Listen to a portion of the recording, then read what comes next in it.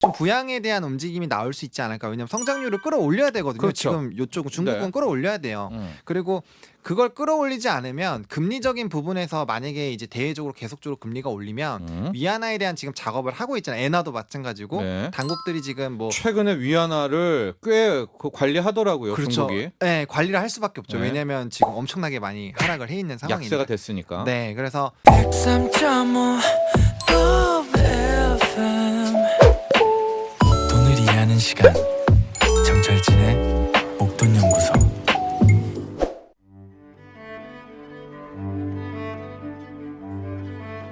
뭐든 시작이 중요하고 기초가 탄탄해야겠죠. 기초부터 단단하게 다져보는 주식 공부, 주식학 개론. 오늘도 강의 진행해 주실 헤르메스탁 하청환 본부장에게 차근차근 배워봅니다. 안녕하십니까? 네, 안녕하십니까. 네, 우리 하청환 본부장. 복싱을 좀 했던 우리 하청환 복서라고요. 아, 네. 하복서?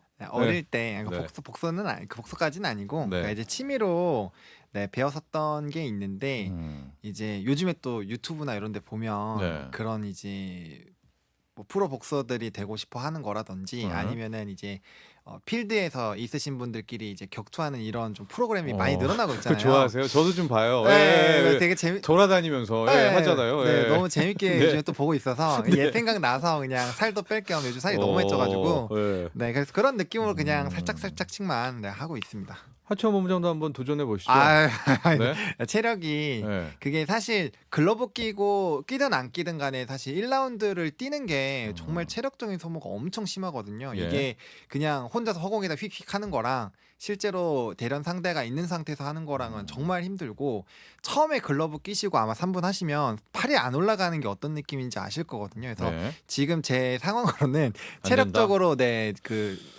완수를 할 수가 그래도 없어서 우리 하청환 본부장의 전반적인 어떤 몸의 이 스타일이 네. 목이 이렇게 짧아서 굉장히 단단해 보이는. 그렇죠? 이 굉장한 어떤 뚝심과 맷집이 장난이 아닐 것 같은. 네, 맷집은 좀 좋은 편인 것 같아요. 그렇습니다. 예. 네. 여러분들 꼭 보십시오. 우리 하청환 본부장 환하게 웃고 있으나 환하게 웃고 있으나 지금 주먹은 크다. 네, 하는 말로. 아닙니다. 네. 자, 하청환 본부장과 오늘 다뤄볼 주제가 네. 차이나 리스크라고 해야 될까? 앞으로의 차이나 퓨처. 네. 예, 중국의 미래입니다. 그렇죠. 예. 사실 저는 연임한 이후에 네. 약간의 뭐 이런 좀 조정들은 나올 거라고 생각은 했고요. 음. 근데 이제 전 앞으로는 좀 좋은 방향으로 갈 것 같아요. 그러니까 중국에서 분명 이제 부양책이라든지 이런 움직임으로 갈 것이고 예. 그게 지금 당장은 뭐 사실 지표를 좀 연계했었던 것들 이따가도 말씀을 드리겠지만 그리고 지금 뭐 시위나 이런 것들도 많이 나타나고 있잖아요. 그런 정권 또 이제 초기 부분에 따른 좀 불안감들 그런 것들이 있지만 결과적으로 기존에도 계속 말씀드렸던 게 이제 중국에서의 기준금리를 올리지 않고 있었던 행동들 그리고 사실 앞으로 뭐 미국과의 경쟁을 하기 위한 부분들 그리고 내수를 활성화하기 위해서는 결과적으로 절대적인 투자가 좀 필요하지 않을까라는 관점에서 본다면 네. 지금은 조금 리스크화가 될 수는 있겠지만 조금 이런 정책들이 나오기 시작을 하면은 좀 오히려 중국 증시가 아시아 증시를 조금 버팀목을 해줄 수 있는 방향으로도 네. 좀 나갈 수 있지 않을까라는 생각도 있는 상황입니다. 그 시진핑 주석의 3년임 이후에 중국에 대한 특히 중국 주식 시장입니다, 여러분들. 네. 뭐 정치 외교는 일단 빼놓고요. 반응이 진짜 엇갈려요. 한쪽은 뭐 미국 쪽이죠. 뭐 네. 블룸버그 통신에서도 땡큐 시진핑 해서 이제 그렇게 독재로 가면은 중국 경제는 다 망할 거야라는 시선. 그렇죠. 그리고 뭐 부동산 터지고 이제 중국은 절대 들어가서는 안 된다는 의견이 한 제가 봤을 때 80%. 네, 그게 훨씬 그러나 많아요. 20%는 아니야. 시진핑이 뭔가 경기 부양을 하면서 그렇죠? 또 네. 미국에 대한 패권 도전도 이제는 맘 놓고 하면서 오히려 중국이 아시아와 세계 경제를 이끌 거야라는 시선도 분명히 존재하는데 네. 일단 우리 하청환 본부장은 소수설 쪽이에요. 원래는 80%에 있었죠. 네, 원래는 80%에 있었는데 있었는데 왜 갑자기? 네, 이미 좀 반영이 많이 된 것 같아요. 위안화 빠진 것도 그렇고 증시 홍콩 저렇게 무너진 것도 그렇고 네, 홍콩도 네. 무너지고 이게 다만 변수는 좀 얘기하기 어려운 주제이긴 하지만 대만에 대한 혹시나 이런 지정학적 리스크만 발생되지 않으면 네. 저는 오히려 이런 부분들에 사실 우려는 다 있었고 이전부터 그리고 제가 이제 한 6월 달인가 5월 달에도 좀 비슷한 주제로 얘기할 때 일단 연임 될 때까지는 중국은 좀 조심을 해보자라고 말씀을 좀 드렸잖아요. 네. 그런 또 부분들이 이제 좀 반영이 되지 않았나라는 관점에서 봤을 때 네. 이제는 좀 뭔가 다를 것이다라는 생각이 들더라고요. 이거 하나만 짧게 답해 주세요. 코로나 봉쇄 네, 빠른 시일 내에 푼다 아니면 연내까지는 이어간다. 연내까지는 이어간다. 네. 저는 빠르게 푼다. 그, 이렇게 한번 네. 해놓고 가보도록 하겠습니다. 왜냐하면 청취자분들도 두 의견을 함께 들으셔야 되니까. 그렇죠. 이게 네. 사실은 이따가 이제 말씀을 드릴 때 좀 설명을 네. 드릴 건데 네. 세 가지 정책에는 안 넣었는데 이게 조금 이 그 지도부의 변화가 네. 약간은 좀 봉쇄 쪽으로도 방향성을 잡을 수가 있어서 네, 그 부분 좀 이따 말씀을 드리도록 하겠습니다. 자, 시진핑 주석의 3년임 당시의 당대회 연설 내용 네. 정리를 좀 해보죠.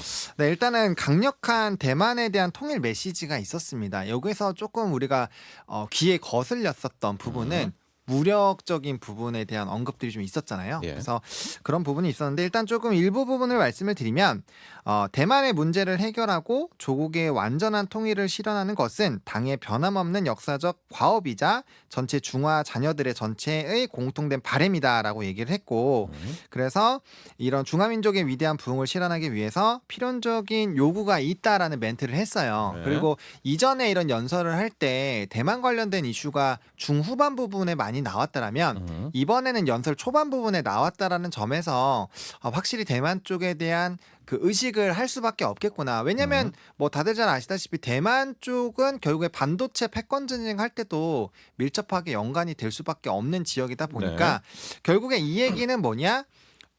중국과 미국 간의 이런 패권 전쟁이 더 심화가 될 수 있는 가능성이 점점 커지고 있다라는 방향성으로 사실 보는 게 맞다라고 해석을 하시면 될 것 또 같고 거기에 핵이 대만이다. 핵이 대만이다. 네. 네, 왜냐하면 이제 뭐 TSMC라든지 뭐 그런 게 있으니까. 그리고 중국몽 뭐 이런 그쵸. 공동부유 이런 얘기도 있었잖아요. 네, 중국몽을 일단은 이뤄내기 위해서 선제적인 통일이 필요하다라는 건데 중국몽이 뭐냐면 이제 시진핑 주석이 12년 때부터 공산당 총석이 선출된 직후에 이제 중화민족의 부흥을 의미하는 이런 중국몽을 실현하겠다고 선언을 했었고 그게 이제 사실 어떻게 보면 좀 대표적인 통치 이념으로 됐다라는 관점으로 해당 부분을 조금 이해를 해보시면 좋을 것 같습니다. 네. 국가 부강 네.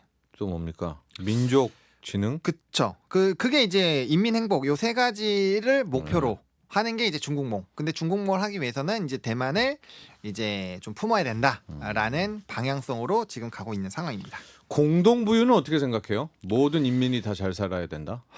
사실 그게 근데 중국 보면은 거기도 비니크 어마어마한 정말 어마어마한 진짜 비니크 엄청나잖아요. 아니에요? 네, 엄청나잖아요. 네. 그래서 사실 이렇게 이념은 그렇게 얘기하고 있지만 실질적으로는 그렇게 되긴 좀 어렵지 않을까라고 생각을 하고 있습니다. 네, 정말 말도 많았던 시진핑 주석의 3년임 이후가 됐는데 네. 먼저 우리에게 찾아왔던 것은 차이나 런.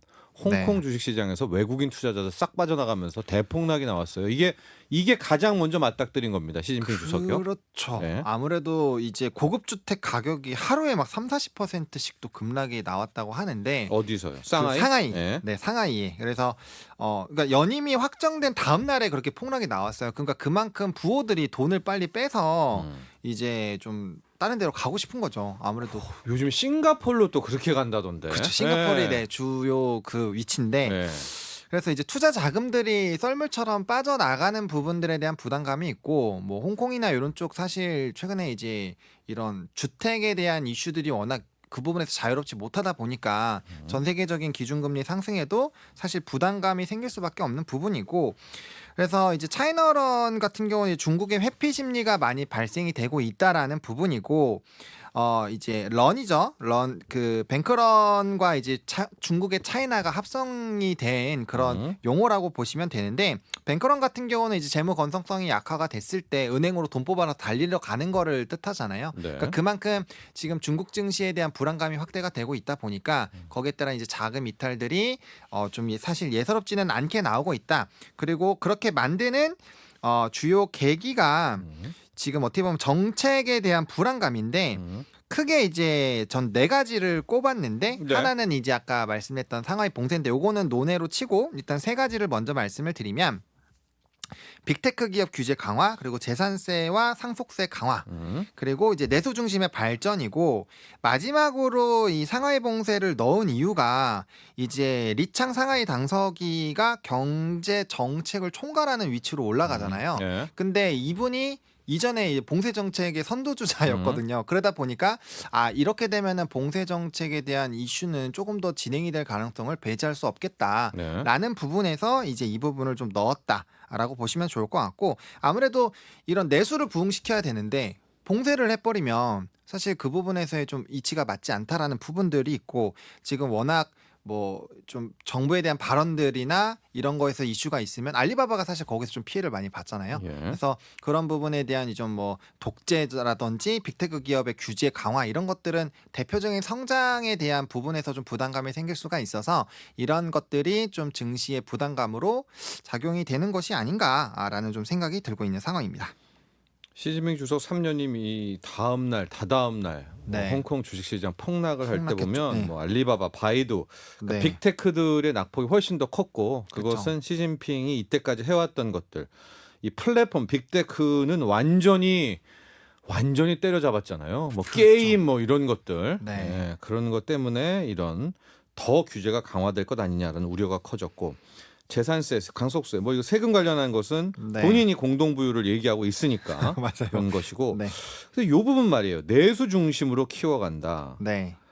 당연히 내수를 키우려면은 상하이 봉쇄를 풀어야 되잖아요. 그러니까 그게 이제 사실 조금 네. 논점이 애매하긴 한데 네. 또 최근에 코로나라든지 또 이제 겨울철 독감이라든지 이런 또 유행을 한다라는 부분들이 또 스물스물 얘기가 나오고 있어서 그래서 안 푼다. 그래서 그런 부분들에서는 좀 조심을 하려고 하지 않을까. 왜냐하면 또 정권 초기 연임하고 초기 부분인데 이때부터 사실 조금 리스크가 생기면 뭐 비판이나 요즘 뭐 시위라든지 이런 것들도 좀 심심찮지 않게 발생을 하고 있는 상황이어서 그럴까요? 저는 오히려 풀어주는 게 인민들한테 호응을 얻을 수 있을 것 같다는 생각을 갖고 있어서 네. 그 리창도 자신이 뭐 코로나 봉쇄 전문이기는 하나 저는 연내에 코로나 봉쇄를 풀어준다는 쪽이 한 표입니다. 여러분 모릅니다 아직은. 어떻게 그쵸, 될지 그쵸. 모릅니다만은 네. 그러나 적어도 코로나 봉쇄를 풀어주면 중국의 경제 성장률 뭐 활짝 그 단기간에 좀 반짝하는 효과는 당연히 있는 거 아닙니까? 사실 그게 좀 고민되는 게 이제 좀 있으면은 네. 이제 연말에 이런 쇼핑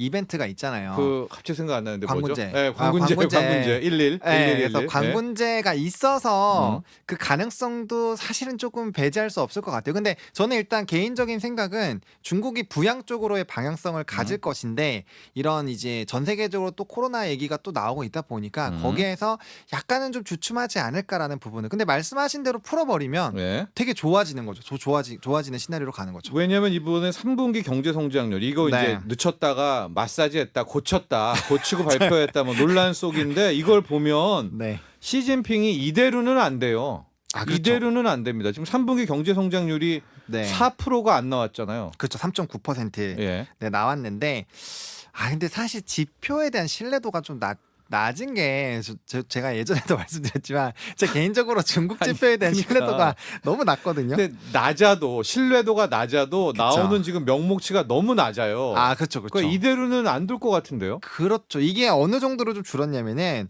예전에 작년 1분기에는 18.3%였거든요. 그리고 이제 정점으로 둔화세가 이제 7.9, 4.9, 4로 떨어졌다가 1분기에 4.8로 반등을 했고 2분기에는 0.4%로 급전을 했잖아요. 그게 이제 코로나 봉쇄잖아요. 그렇죠. 예, 봉쇄 예, 때문에. 예. 그래서 말씀하신 대로 성장률 자체가 뭐 블룸버그나 로이터보다는 높게 나오긴 했지만 이게 절대적인 값을 봤을 때 사실 높다라고 보기는 어렵죠. 중국인데.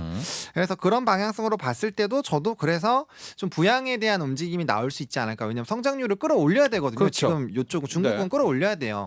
그리고 그걸 끌어올리지 않으면 금리적인 부분에서 만약에 이제 대외적으로 계속적으로 금리가 올리면 위안화에 대한 지금 작업을 하고 있잖아요. 엔화도 마찬가지고 네. 당국들이 지금 뭐 최근에 위안화를 꽤 관리하더라고요. 그렇죠. 중국이. 네, 관리를 할 수밖에 없죠. 네. 왜냐하면 지금 엄청나게 많이 하락을 해 있는 상황인데. 약세가 됐으니까. 네, 그래서 그런 부분에서 관리를 하고 있다라는 거는 결국에는 자국의 화폐 가치를 높이기 위해서는 경제나 이런 부분을 끌어올려야 될 수밖에 없거든요. 그래서 제가 80%에서 20%로 이제 생각을 바꾸게 된 거고. 그러나 코로나 봉쇄는 연내는 아니다. 약간 너무 신중한데요, 하청원 본부장. 그게 네. 조금은 신중할 필요가 있지 않을까. 알았어요. 네, 네. 생각을 하고 있습니다. 네. 네. 어, 신중해서 뭐 나쁠 거 없죠. 왜냐하면 좋아지면 더 베스트인 거고. 네. 네. 네, 생각 자체를 음. 좀 보수적으로. 지금 경제 지표가 너무나 안 좋게 나왔는데요. 그건 안 네. 좋을 수밖에 없습니다. 우리도 코로나 때 이 사회적 거리두기 강력하게 했잖아요. 그쵸. 여기는 완전히 봉쇄를 해버렸기 때문인데 그렇죠. 아예 막아버리니까. 네. 이후에 대한 것들 네. 여러분 저와 또 하청원 본부장 생각 좀 엇갈렸다는 거 받아들이시면 될 것 같고 생각하시면 될 것 같고요. 또 하나 포인트 네. 마지막 포인트이기도 한데 바로 위안화입니다. 이게 네. 원화랑 워낙 똑같이 움직이고 있어서 그렇죠. 중국 위안화가 살아나야 원화도 살아나거든요. 앞으로 이 위안화 어떻게 될까요? 좀 저는 오르는 방향으로 가지 않을까 생각하고 있습니다. 앞서 말씀드린 것처럼 그 뭐 단기간에 바로 뭐 엄청나게 좋아진다라기보다는 일단은 정부에서 관리를 시작을 했고 부양을 한다라는 거는 결국엔 자국의 화폐 가치를 좀 올릴 수 있는, 그러니까 그 돈을 풀어서 가치를 올리는 것도 있지만 이 자국에 대한 이 기본적인 펀더멘탈을 끌어올리면서 이 통화 가치를 강하게 하는 방법도 있잖아요. 그래서 그 방법으로 좀 할 수 있지 않을까라고 보고 있고, 네. 물론 지금 이제 정책적인 불안감 그리고 부동산 리스크 이런 여러 가지 부분이 있다 보니까 거기에 따른 어떤 정책적인 또 변화가 나오면서 사실 위중한 부분이 좀 확대가 될 수 있겠지만 지금 최근에 엔화도 너무 약세고 위안화도 너무 약세여서 사실 우리나라에서는 아시아적인 그런 금융위기가 발생되는 거 아닌가라는 얘기도 일각에서 나오고 있지만, 근데 이제 그 과거에 발생했을 때랑은 사실 좀 차이가 있어서 네. 그렇게까지는 이어지지 않겠지만 어쨌든 빠질 만큼은 좀 많이 빠진 것 같아요. 그래서 당국에서 관리를 하고 이런 부분으로 본다면 충분히 조금 반등의 방향성으로, 그러니까 하락폭보다는 상방을 더 크게 열어놓고 사실 이쪽을 보시는 게 맞지 않을까라고 생각을 하고 있습니다. 지금이야 킹 달러잖아요. 그렇죠. 달러만 혼자 저렇게 달리고 있는데 만에 하나 이제 중국이 경기 부양을 하고 뭐 새로운 출발 이야기를 한다면 돈이라는 것은 어쨌든 더 가능성이 있는 곳으로 가는 거 아닙니까? 그렇죠. 네. 중국으로 향하게 될 경우 중국 위안화에 대한 수요도 높아지면서 네.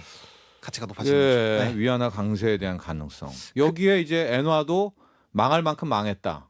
엔화도 다시 소위 말하는 엔화 강세 쪽으로 당국이 개입을 한다면 그쵸. 153까지 빠졌다가 네. 관리해서 147 정도까지 좀 회복을 했었잖아요. 7엔까지 달러당. 네, 달러가 그렇게 회복이 된 거 보면 관리를 충분히 하는 것 같고, 그리고 이전보다 달러 강세 요인들이 점점 조금씩 줄어들고 있는 것 같아요. 네. 그래서 이제 달러가 뭐 바로 막 엄청 빠진다라기보다는 이제 상승 기조만 멈춰도 이제 짓누르던 그 압박감이 점점 완화가 되면서 그럼 역공이죠. 항상 역공, 그래요. 네, 그렇죠. 못 누르면 되치기예요. 네, 그래서 그럴 가능성이 지금 점점 높아지고 있어서 네, 약세 쪽으로 너무 보기보다는 이제 강세 방향으로 방향성을 놓으시는 게 포지션상으로는 더 맞지 않을까 생각하고 있습니다. 그렇다면 원화도 원화도 네. 원화도 맞죠. 강세다. 네, 그러니까 이제 증시에서는 사실 조금 조심스럽긴 하지만 만약에 좀 현금을 가지고 계신 분들은 긍정적으로 보셔도 될 것 같습니다. 대중국 관련주 네, 뭐 있을까요? 게임주.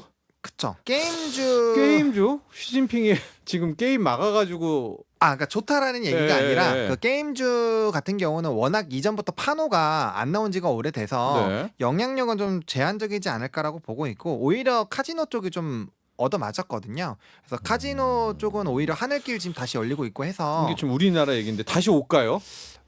중국인들이 가능성 좀 높다고 봅니다. 높아요. 네. 어. 그래서 카지노 쪽이 오히려 좀 눌린 것들이 빠르게 회복될 수 있지 않을까라고 보고 있고 네. 화장품 쪽은 그 앞서 말씀드렸던 광군제 때만 좀 잠깐 일단 좀 관심을 가져보시면 좋지 않을까 생각하고 있습니다.